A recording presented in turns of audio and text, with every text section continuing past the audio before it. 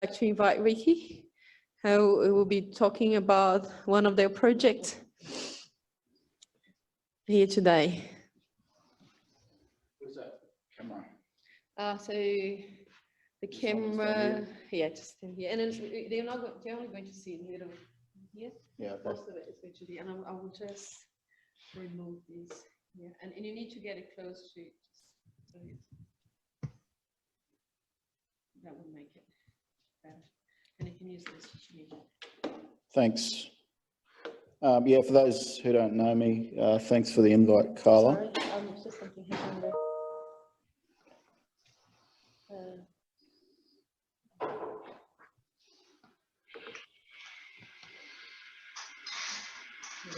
How's that? Yeah. Yeah, thanks for the invite, and thanks to Rod for organising sort of co-presentation. Yeah, my name's Ricky Archer. I'm from North Queensland. I am the CEO of NAILSMA.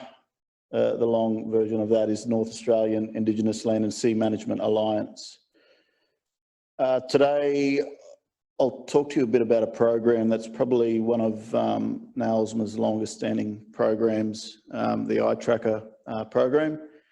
And it's good to have Rod online as well, who'll give you some context. Rod's an ex-employee of NAILSMA and was around in the time when iTracker was first developed. So I want to talk about a couple of cool things we're working on, talk about some on-ground application examples, and then talk about a couple of future opportunities in looking at how iTracker can and should evolve and what uses there are for it. Rod, do you want a quick intro of what you want to cover off on? Look, thanks, Ricky. Look, just to introduce myself, my name's Rod Kenneth. I'm in Canberra these days. I'm Senior Manager for STEM Content and Improvement at Questacon National Science and Technology Centre. It's been an interesting pathway to get here. Prior to that, I was Director for Native Tidal Land and Water at the Australian Institute for Aboriginal and Torres Strait Islander Studies. And prior to that was my Darwin days, some 30 years in Darwin, doing a range of things, but probably the most exciting work was the last 10 to 12 years working with NAILSMA, helping develop iTracker and a bunch of other stuff. So as my Yolngu and other friends have said, they sent me to Canberra because I was closer to the tap down here to do things. So it's great to be sitting in on a lecture in Darwin with Ricky as the new CEO of NAILSMA, talking about something that I had enormous pleasure in helping get up and running all those years ago. So I'll stay online, Ricky, and add to anything as you feel you need me to. All right, thanks, Rod. So what we might do is go through a bit of a introduction to NAILSMA, just quickly on some of the work and different areas we're working in.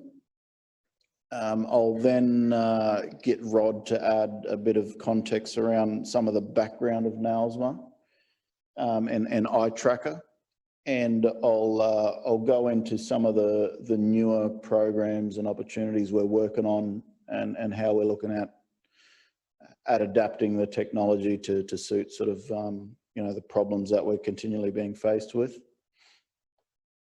In terms of some quick background, haven't been in this space for a long time, but I've been at NAILSMA for almost 3 years now. Had another stint with NAILSMA a few years ago, and in between I've been lucky enough to have some good on-ground roles. So it's good to hear you went and visited some ranger groups. Prior to my role here at NAILSMA, I spent 4 years out at West Arnhem Land with the Jelk Rangers, and it's good to see the difference between being involved at an on-ground level, operational level, doing all the fun things, shooting pigs and buffaloes, catching crocodiles, all that stuff, and then working at a strategic level across North Australia, where sometimes you get bored sitting at your desk talking about all this stuff. So it's good to have some links to the on-ground realities of things that we talk about here. And no doubt it's something you'll find in your studies. Some things are a lot easier to do on paper than they are out on the ground. And whenever you get the opportunity for the on ground stuff, it'll be an eye opener.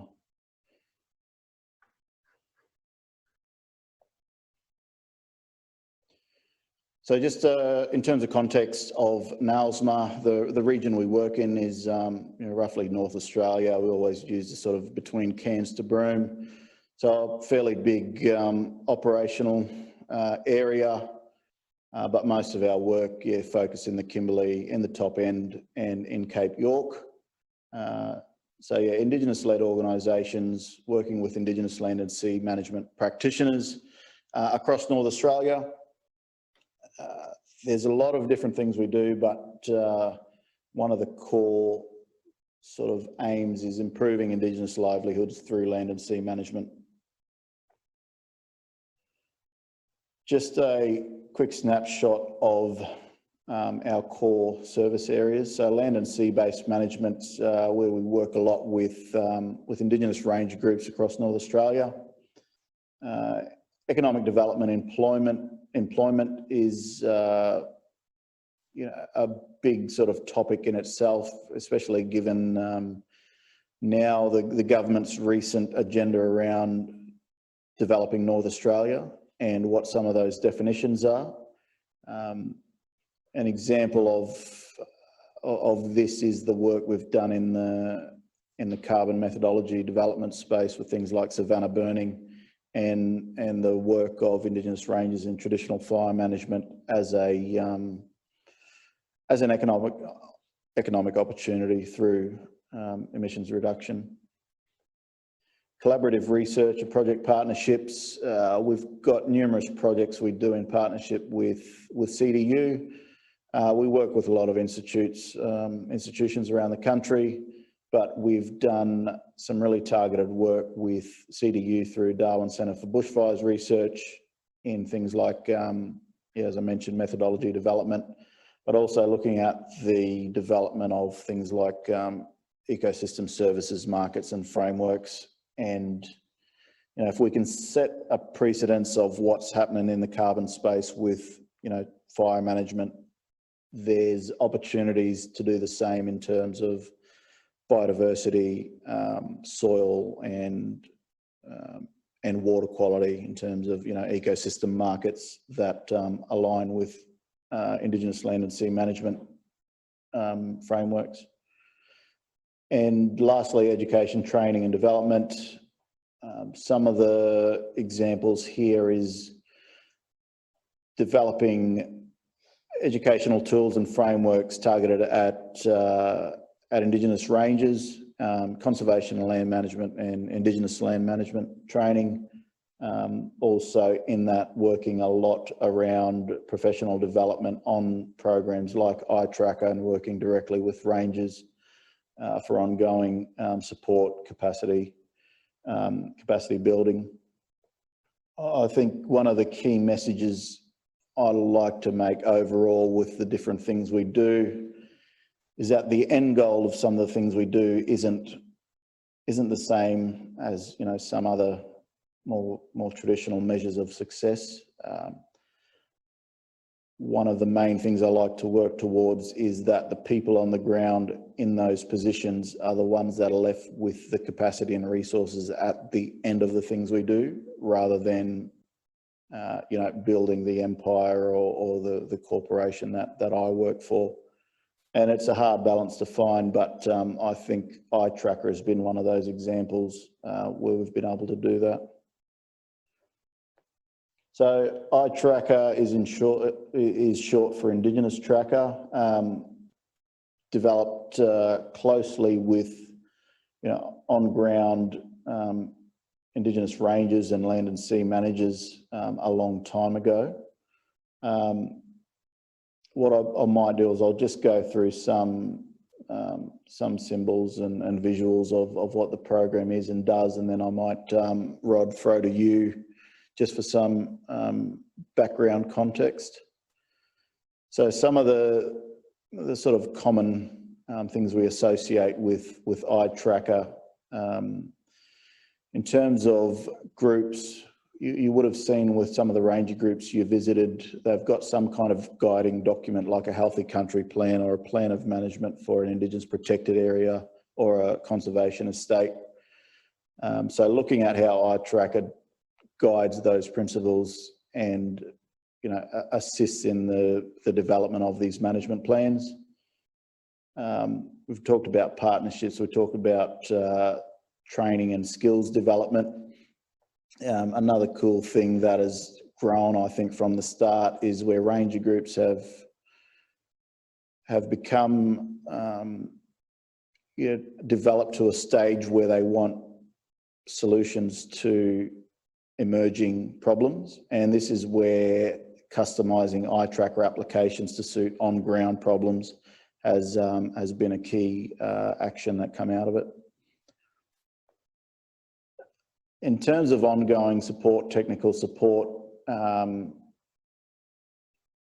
factoring in that the majority of groups we work with are in remote locations, they don't have the same type of connectivity to communications and internet and Wi-Fi or even phone reception that we become accustomed to living in Darwin. And that's saying something, even as sort of crappy as the Darwin internet and communications can be at times. But it's just a crucial part that all your hard work happens when you leave the groups on their own or when you're not there to support certain applications. This is where, you know, ongoing support is really crucial. And you do notice the difference when you work with Indigenous, remote Indigenous ranger groups, you know, how important having that ongoing correspondence is. And yeah, lastly, they're just bringing together in terms of a much bigger network of Indigenous range groups across North Australia. I think that photo at the bottom there was one of the older Nailsma iTracker forums where there'd be ranger groups from all across North Australia that come together to talk about technical skills and training opportunities and sort of developing, you know, training manuals and things like that. In terms of using iTracker, the easiest way for me to explain it from when I was out there in Arnhem Land in a ranger's uniform, iTracker was the tool that proved everything that I did on the ground.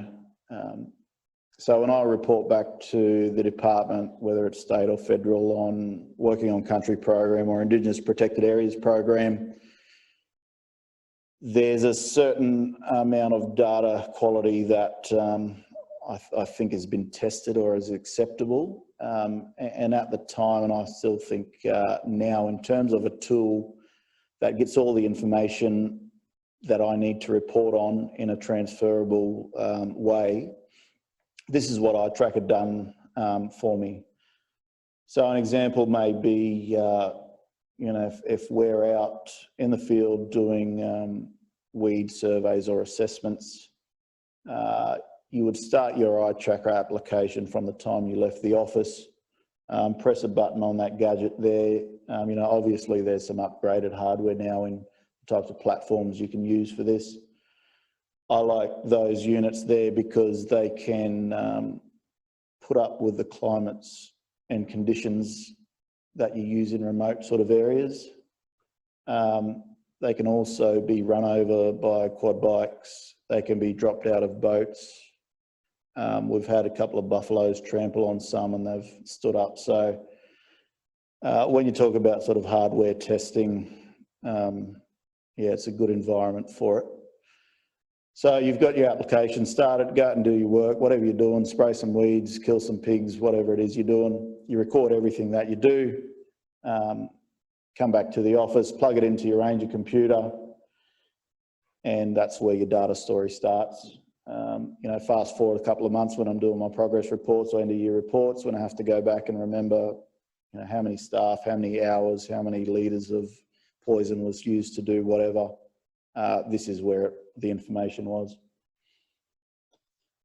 But ultimately, the strength of the program is in the level of data that's captured by rangers out there. So a key message, I suppose, no matter how flash your program or software is, if it's not being used properly or the right amount of data or the right level of data isn't captured, then it's not worth much. And sorry, I should track back a bit. iTracker was developed off the back of Cyber Tracker, which is an international sort of mapping program. I think it was started in Kalahari. Yeah, then adapted to local conditions for Indigenous ranges in North Australia. And there's a quick snapshot of some of the ranger groups using the tool. Rod, before I go any further, do you just want to add a bit, just in terms of some background and history, NAILSMA, iTracker beginnings? Sure, Ricky. Look, thanks for that. I'm actually kind of excited because iTracker started back in 2008, I think. It evolved out of a big North Australia-wide marine turtle and dugong project that we'd been running, and it's pretty phenomenal that it's still going in many ways, and in fact has fundamentally changed practice not only in Aboriginal Torres Strait Islander Ranger programs, but had a significant influence on government agencies and national parks as well, because when Aboriginal rangers adopted this, cutting edge type technologies, they were well ahead of in many places, the sort of other protected area jurisdictions and what they were doing.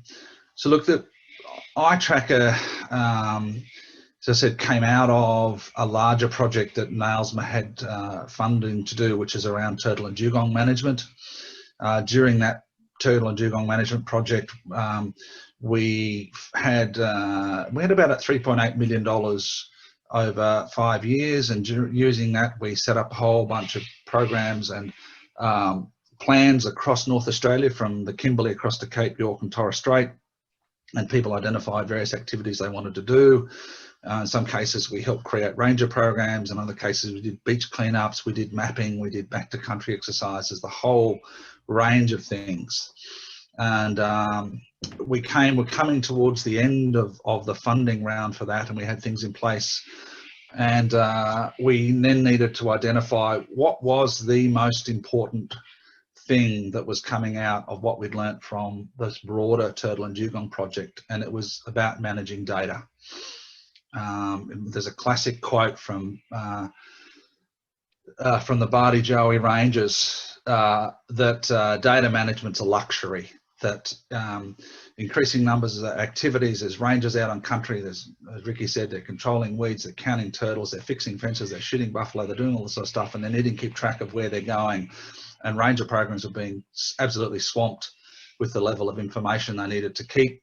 Government agencies wanted reports, the Quarantine Inspection Service wanted them to do various tasks, and they wanted reports. So that was the background that iTracker was developed under. We took the Cyber Tracker software, which is freely available, and created a whole lot of customized applications for rangers across Northern Australia. And that was groundbreaking in a sense, in that we worked across state boundaries. So Aboriginal ranger programs were unfussed by the state boundaries. We would have regional and North Australia-wide meetings, and people would agree on recording the same types of information on the same issues. And so that was pretty groundbreaking in many ways. Ricky's given you a fantastic description of how useful it is as a ranger to manage information. It also becomes a really useful one in reporting it. It gives you a long-term perspective of change in your environment. It's a fantastic business management tool in that database you will have the start and stop times of every activity, how many people involved, where they went, what they did, and you can start to see that. Then you suddenly know how many hours you've gone on a quad bike or a boat, and you can see in terms of a business management tool. So it kind of really, it revolutionized in a way the amount of information that ranger programs are collecting, and created another dilemma, which was, well, how do you manage it all and keep on top of it all? But it absolutely changed that. And Ricky, I just want to add one other thing, I guess, and please get back to me if there's any other questions. But the thing that has always struck me, and I've always kind of liked about iTracker, is that people's connection to country is very strong. and there's no doubt about that. But there are always people questioning, you know, legal services, others are questioning people's ongoing connection to country. And in fact, if native title, you need to continue to demonstrate that ongoing connection to country, or you are at risk of losing it. And eye tracker is a fantastic way to unequivocally demonstrate that connection to country, that you could pull out these massive data sets to show what you've been doing on country, what workshops you've been running, what work you've been doing. So it really gave people the tools to demonstrate that ongoing connection to country. And the other really neat thing is that this has now been going more than 10 years. There's every expectation that either eye tracker or one of the many other forms of this kind of digital data collection will continue. And so we have this wonderful opportunity for intergenerational transfer of information, something that's important, always been important to Aboriginal Australia, and you know, we certainly talk about it in non-Aboriginal Australia. But if I were to join the Ranger program, you know, as Ricky's grandson in you know, in a year or decade or so from now or more, sorry Ricky, didn't mean to make you seem a bit older, but I could go back into the records, the eye tracker records for the Ranger programs, and I could actually see what my father or maybe even my grandfather was doing. So there's a ability to connect over time with a really important activity, which is looking after country. So it's an interesting sort of synergy of high-tech computer type stuff and that very, very millennia old important relationship between kin and country. And that's, for me, one of the things that I found really exciting about eye tracker. Thanks, Ricky. Thanks, Rod. A couple of really important points there that Rod's talked about, and we don't consider it a lot, especially when we're talking about these types of platforms and what it does. And you know, is it the useful tool? Is it a useful bit of technology? The social aspect of what it means, you know, in terms of cultural succession and protocols, we don't even think about it. We just sort of know it in the back of our head. But it's probably one of the best things that comes out of applications like this, what it means for, you know, people in terms of, you know, if it has to come of proof of culture or concept or connectivity to country. You know, traditionally, this connection is something you have in your head or in your heart or whatever. But if it had to come to the point where you'd prove it, this is probably one of the go-to tools that I'd use to prove that connection.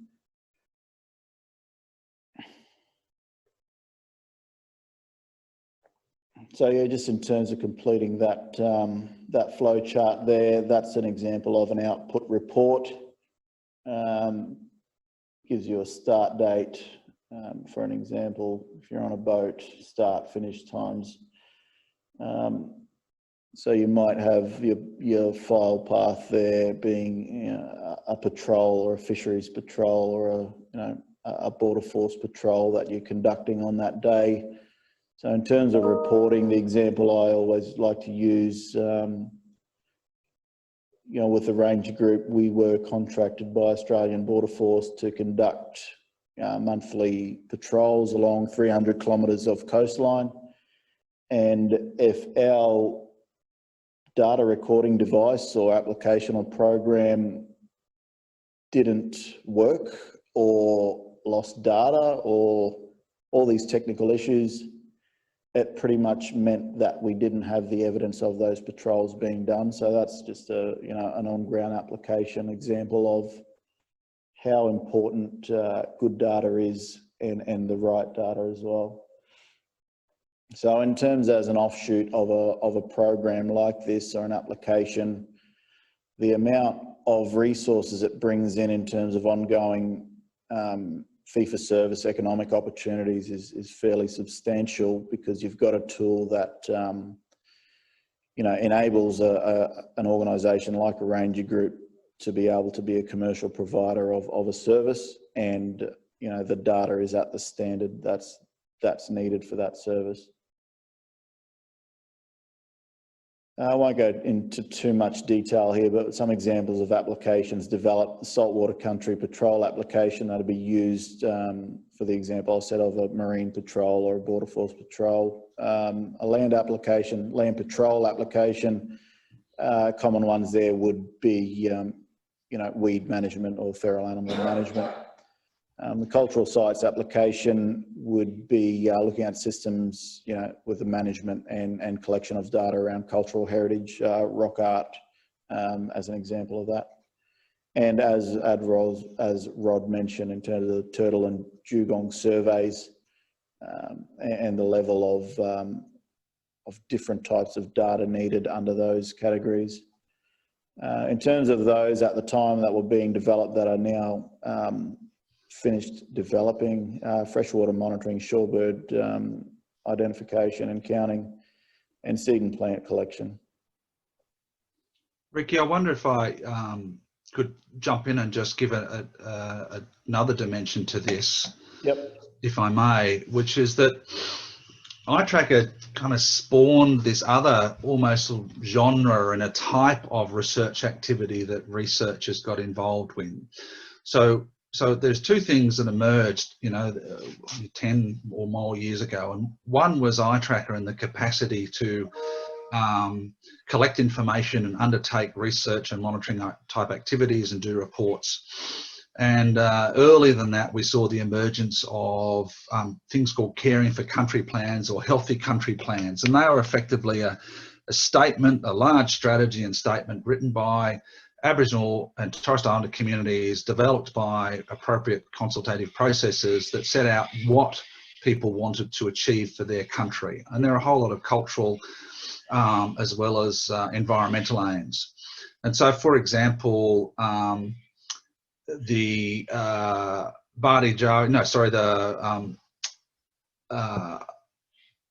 East Kimberley region had identified that one of their targets was turtle and dugong, and they wanted to know more about their turtle and dugong population. So it's very, very clear, a target identified in a formal research, conservation, livelihoods plan called the Healthy Country Plan, said we wanted to know more about that.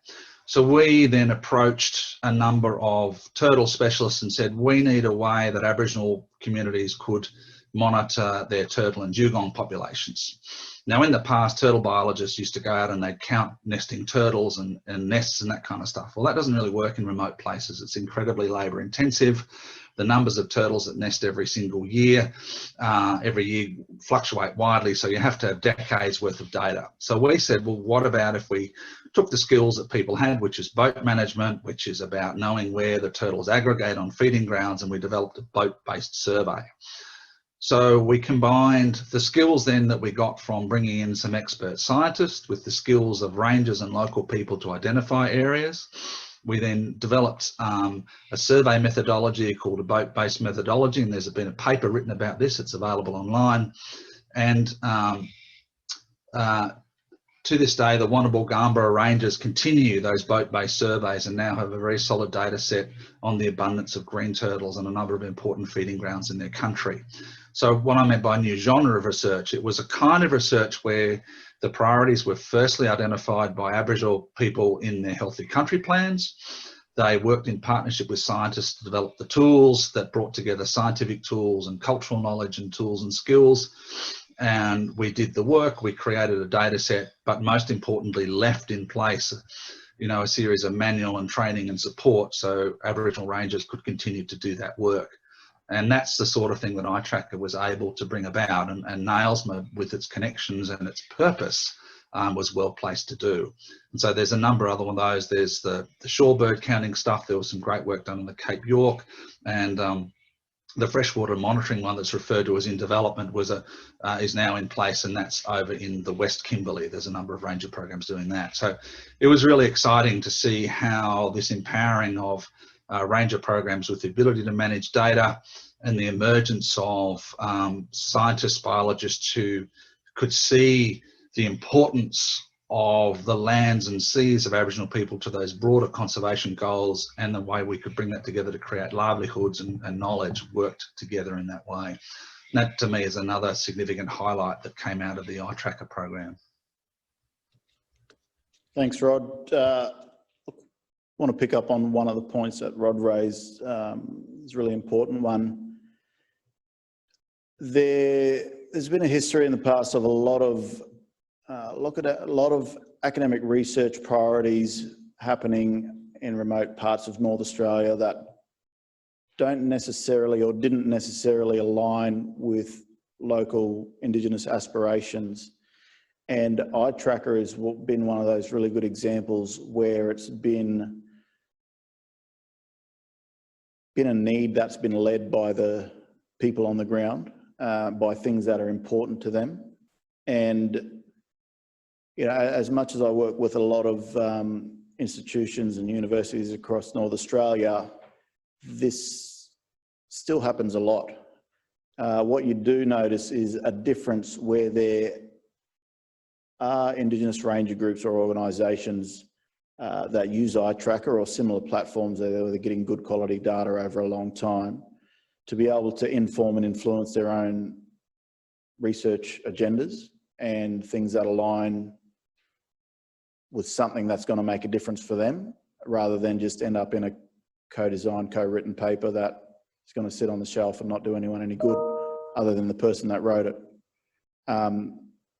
Apologies if that sounds a bit negative, but that's the reality of what happens in North Australia, I'm sure further abroad.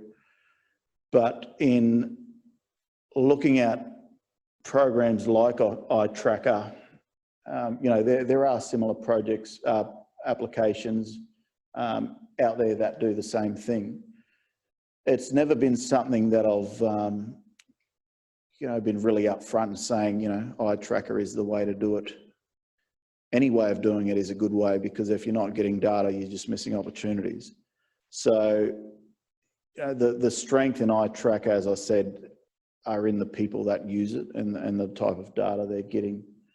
You know, Rod's given you some good examples, but I think that's a really key point in terms of when you go through a process of people at an on-ground level giving their priorities from their own reasoning without any other influences, and then changing the power, you know, shifting the dynamic that then researchers and academics can support local aspirations is an awesome outcome.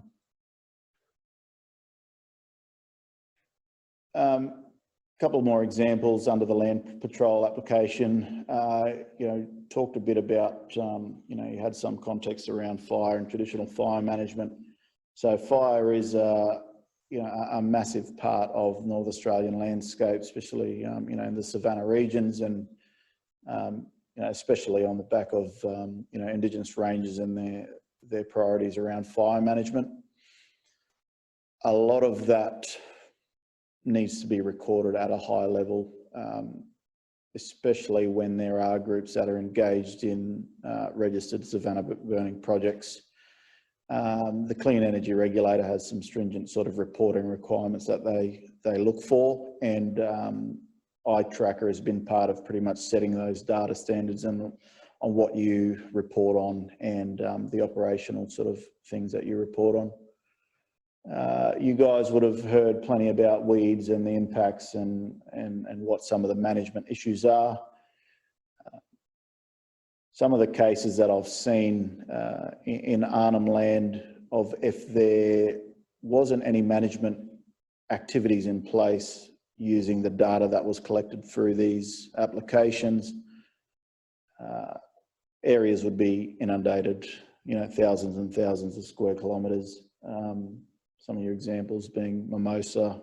You hear a lot about gamba grass more recently, but there are plenty of examples in North Australia. In terms of feral animals, you know, they've got a figure of around 150,000 buffaloes in Arnhem Land.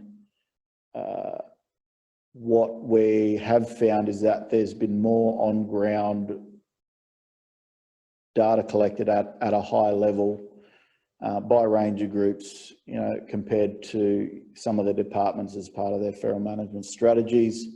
A lot of the surveys and numbers you see now are just based off models and modelling sort of figures.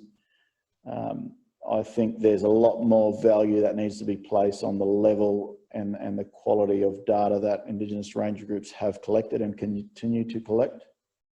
A couple of other examples: visitor management, water health, and well, this one here is growing a lot in terms of quarantine and biosecurity information. No doubt a lot of you would have heard about threats like African swine fever with feral pigs.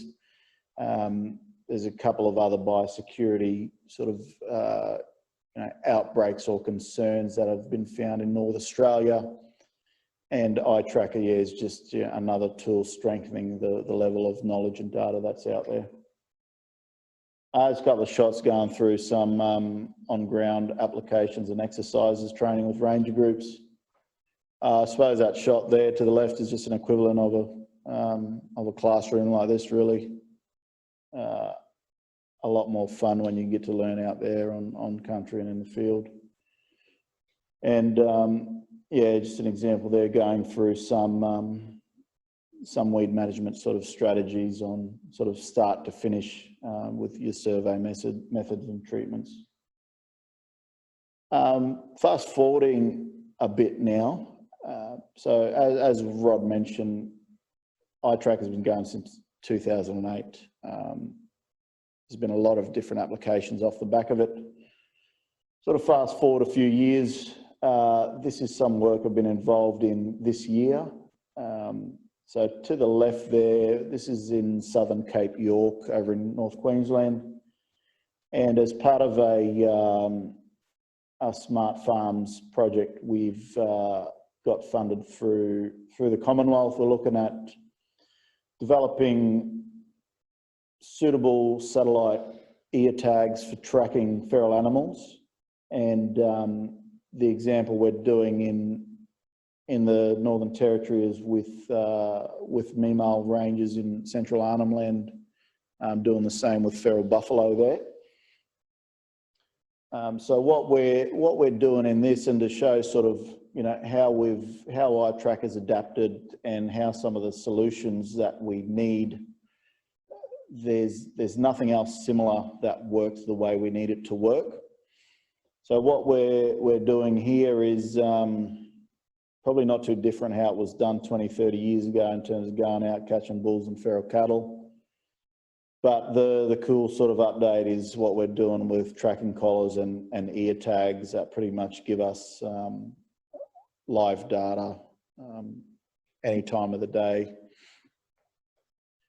with using sort of solar powered cells and trial and new sort of battery technologies for these types of new tools. So to the right there, we're using a just a standard sort of Android tablet there. And previously you used to see a lot of this field work done where you just had someone sitting down the end with a pen and paper and writing down all your serial numbers, tag numbers, description of animal, all of that. Just not really efficient enough. So what we're trialing here is a new iTracker sequence that goes through, we might process 40 or 50 feral cattle, as sort of seen there in the background of that right picture, at a time, and we need to have quality data for each of those animals, because ultimately they're going to be running around with a satellite chip in their ear, and they're a bit more valuable to us. Not so much the cost of the ear tag, but the level of data that they will have, is a lot more important to us.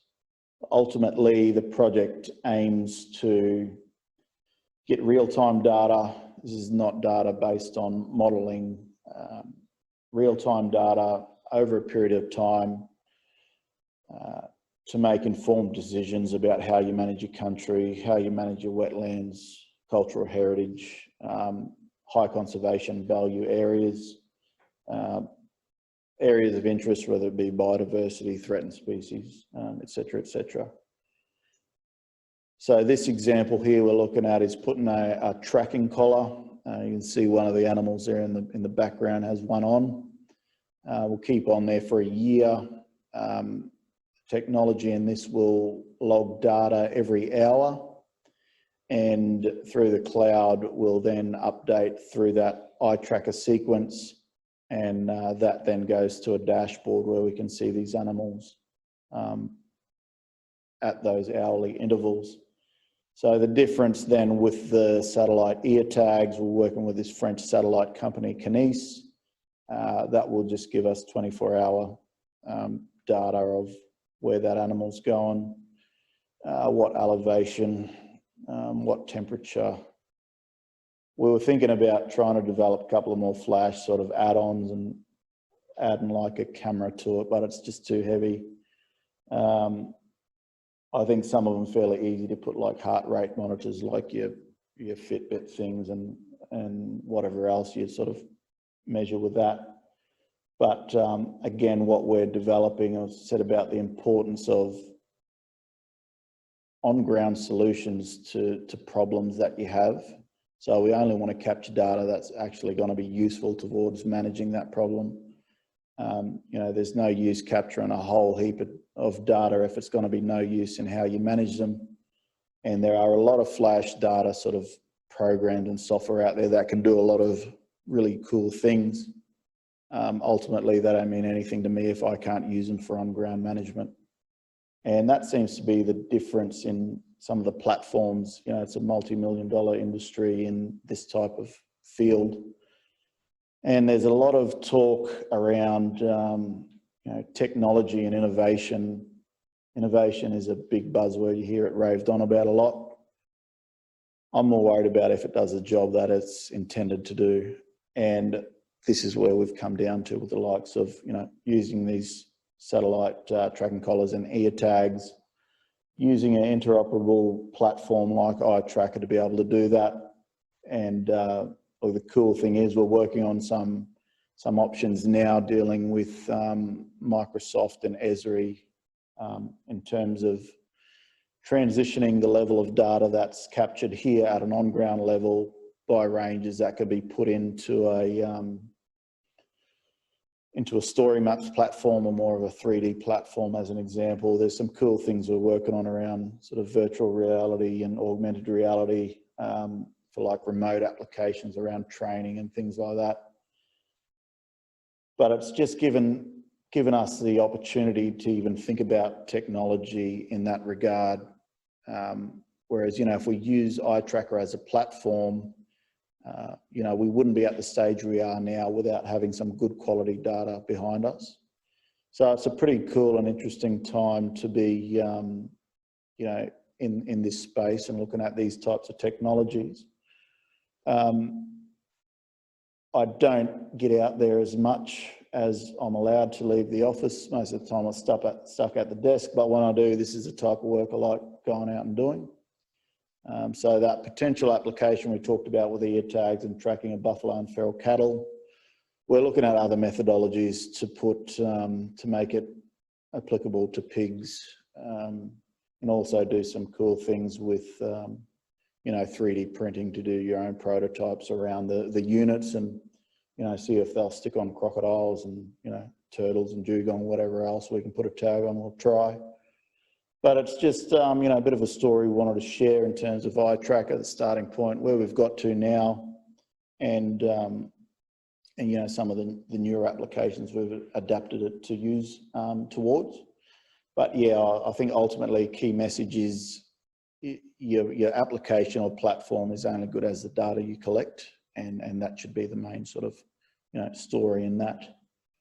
Rod, that's pretty much what I wanted to go over. Carla, there's a link I've got on the end to a video that Rod wanted to show. Maybe before that, Rod, any sort of final comments around eye tracker? No, Ricky, other than I'm just sitting here really chuffed because you and I have had a few chances to catch up, but not much. And then to hear that presentation from you on what eye tracker is still doing and its contribution, and particularly to hear it from you both as an on-country practitioner and now as the man who has a massive responsibility. Carla, I'm wondering that before we show the video, which will take us a slightly different direction, whether there's anything from students who would like to ask Ricky or I, and in particular, I guess Ricky and I are kind of interested in how what we've shared with you, how that engages with and shapes the way that you're, as a student group, are learning about science extension and outreach. Do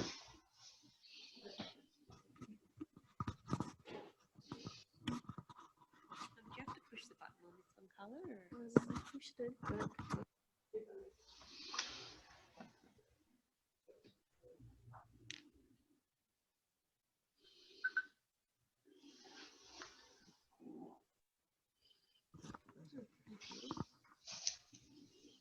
I just wanted to ask Ricky, what has been sort of the uptake of the eye tracker across ranger groups in Northern Australia? Has it had quite a large uptake, or it's something is still rolling out to a degree?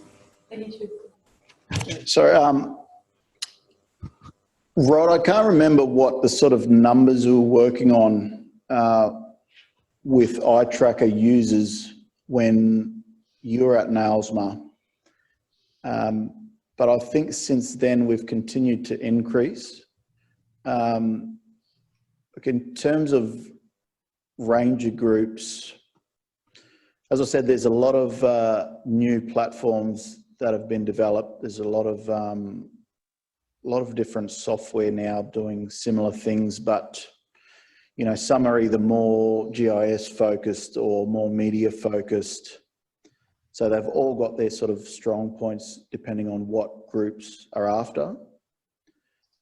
We've had an ongoing group of around 15 ranger groups, you know, across North Australia, continually using eye tracker, and we're trying to test and develop new online portal applications to reinvigorate eye tracker a bit.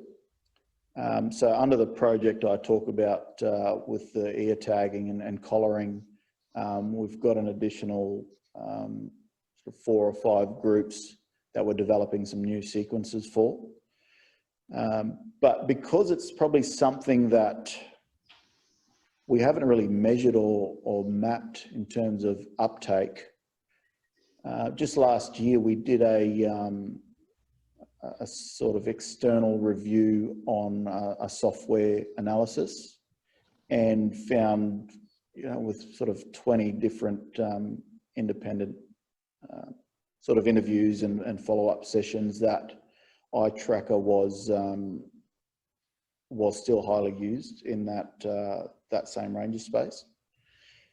But there are also get a lot of interest from groups outside of North Australia that I've worked with. We've developed some in Western New South Wales around feral goat management. Goats are a big problem down there, and we've got like 5 million goats in Western New South Wales.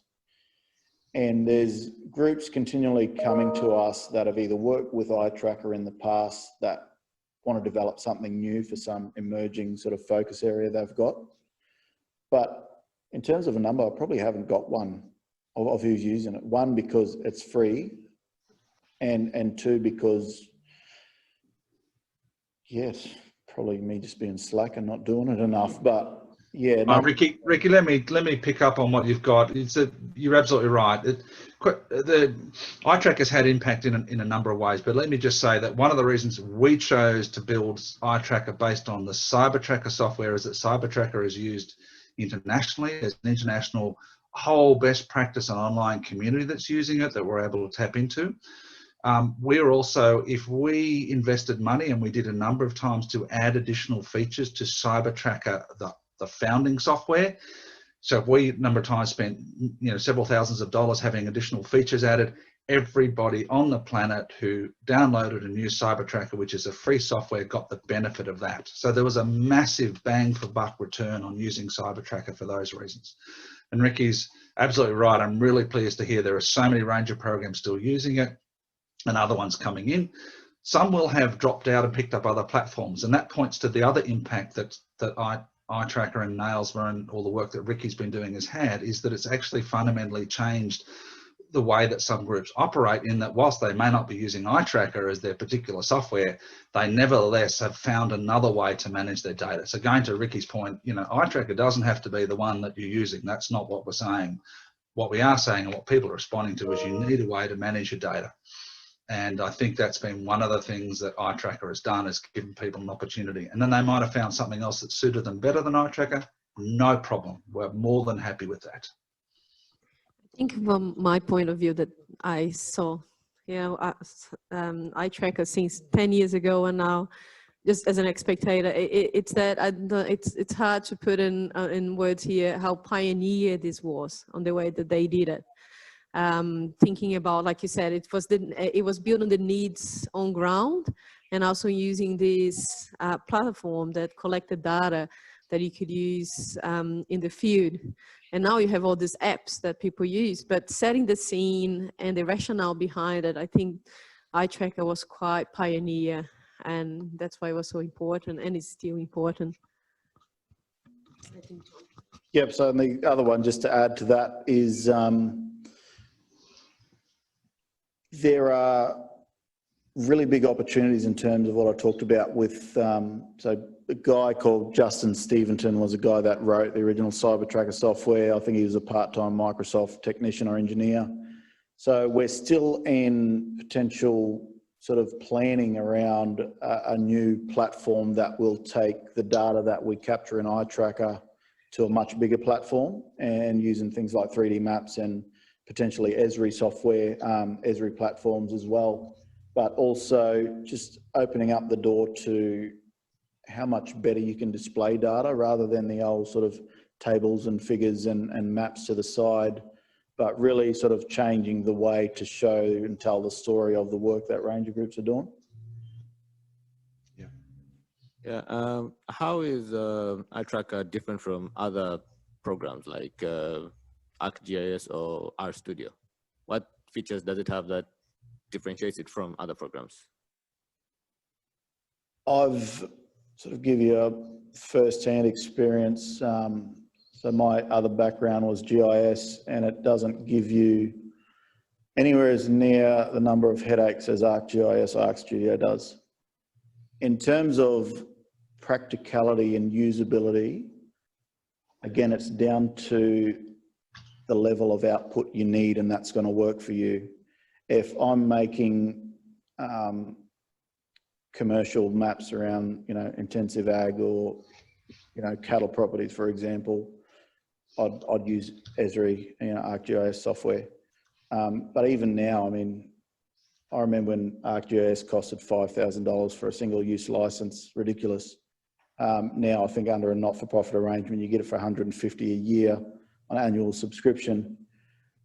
But if it's not suiting the purpose that I want it for, then there's no use in it. So again, taking it back to what your intentions are and what solutions you need for your body of work. There are a lot more advanced things in terms of, you know, 3D modeling and a lot of other cool sort of modeling tools that Esri has that CyberTracker doesn't have. But with my Ranger hat on, I didn't have to make too many digital elevation models. I'd leave that for some geek with a computer to do for me. So again, finding solutions for the problems that you have. But what we're trying, or what we are working on now is, as I said, making everything speak to each other.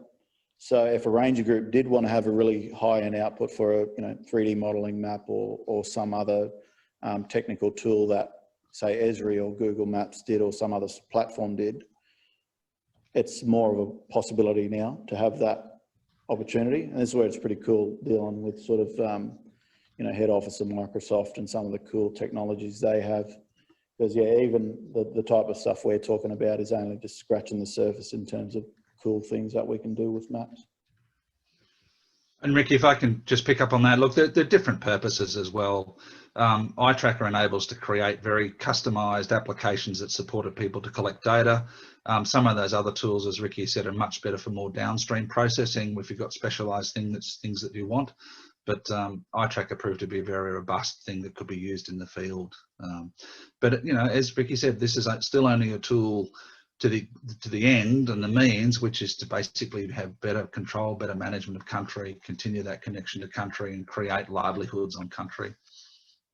That's the important point there, just about use in the field. That's another really important thing. I remember when they first developed the ArcPad application on the tablets, and we took one out in the Gulf of Carpentaria, and it was 45 degrees, and the tablet shit itself. The program wouldn't work. I've had those Nomad devices. I've been shooting buffalo out of a helicopter and the things fell out. Land next to the dead buffalo, pick it up, it's still working. So again, technology that's useful but also suitable to your climate and your operating sort of environment is really important. Thank you, Ricky and Rod. We are running a little bit of time. Should I do the video now, Rod? What do you think? Rod, I think you are mute. I'll leave open my back on. I'll leave open my invitation for a further conversation with the students if they want. I'll have to go, but I'd encourage you to maybe share that video link, in fact the entire page if you want, with the students. That all those videos are only 2 or 3 minutes long, and I'd be more than happy to have a conversation with any students about them in the future. A very little bit of background is those videos came out of the International Year of Indigenous Languages, which was a United Nations internationally coordinated effort. In Australia, when I got involved in Canberra, there was almost nothing about science being involved in that, even though it was about Indigenous languages. And so we created a series of videos where young Aboriginal people were talking about something to do with science and talking about it in language. And so the one we had picked out was actually about fire management, and it was a nice segue to some of the stuff we've been talking about here, but you'll find some of those other ones just as interesting. So Carla, I suggest sharing them with the students, and be more than happy to have a conversation with them some other time. Yeah, I think I might organize one of the final ones late in the semester. Maybe we can do get the students to, like I said, present their workshops, give 10 minutes to each one of them, and then maybe we can have a little bit more talk about, those videos and QuestaCon. Sure. Yep, awesome. That would work. Okay, I'm just going to finish this with the video. As Rod said, he might have to leave, so I would just say thank you, Rick and Rod. This has been, like I said, I have been following iTracker and what's happening for, I think, over 10 years now, back from when I arrived in Darwin for the first time, 2009, to going to Broome, and I actually saw the Barajari and I think Yaru using it. So it's, and then coming back here again. So it is a very interesting tool, and the way that you guys set the scene for all these other tools now to arrive to, and it's very important. So I will just finish now. Thank you both. And I will put the video on and then turn it, the meeting off. Is that all right? Yeah. Thanks a lot. Okay, thank you. Thanks, Rod. Thanks, Ricky. That was good fun. Okay, so let's share.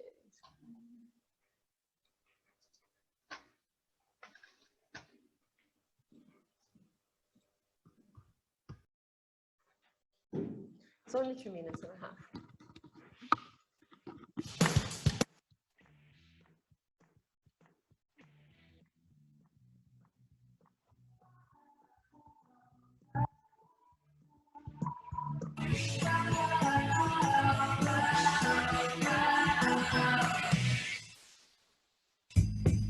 Hello, my name is Marissa Roberts.